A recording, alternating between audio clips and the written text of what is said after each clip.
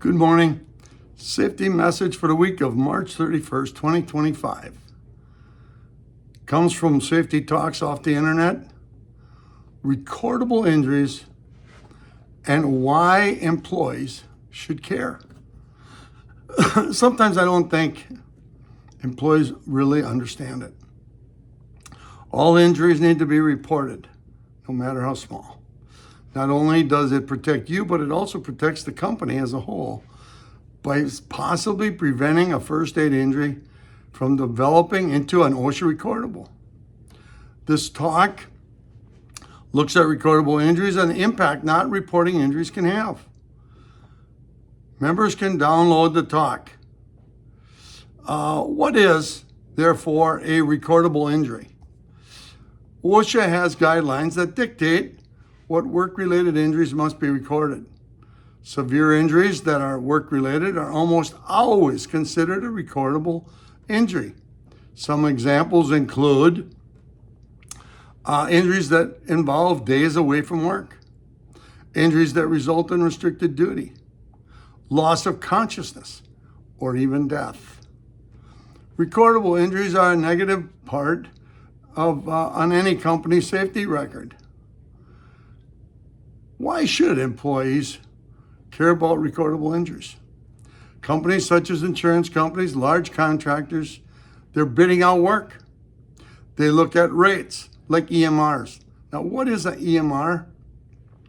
It's called an experience modified rate. And the TIR, which is total recordable incident rate, which quantify the rate of work-related injuries at a company. And it goes in comparison to against your industry. So it's comparables. In case of insurance companies, they base cost of premiums and insurability on companies applying for insurance coverage largely on those same numbers. These rates also can be a significant factor in being awarded future projects from larger companies. If a bidding company has too high of an incident rate, then these companies won't even allow the subcontractor to bid on the work. I've experienced that. We have at Safety Connections experienced that firsthand many times. It's deemed too much of a liability for a company that's awarding the work, no matter how low the bid. A high rate of recordable injuries has very real negative business impacts.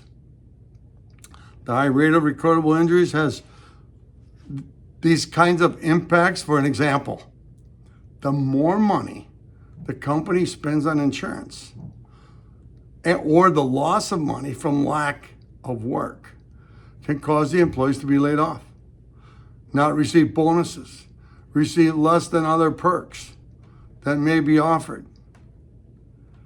The goal of safety efforts is to prevent incidents and injuries in the first place. But when an injury does occur, employees need to understand that they need to report it immediately. Medical treatment beyond first aid. Injuries such as loss of consciousness or fractures are almost always reported immediately due to the severity of the injury. Unfortunately, employees are often not aware of the less severe injuries that do not result in time out of work, or even that do not result in workers' compensation claim, can still be recordable injury. For more common, less severe injuries, recordability, as defined by OSHA, depends on the medical care provided by the employee following an injury. If an employee who receives first aid is determined by OSHA, then it's not recordable.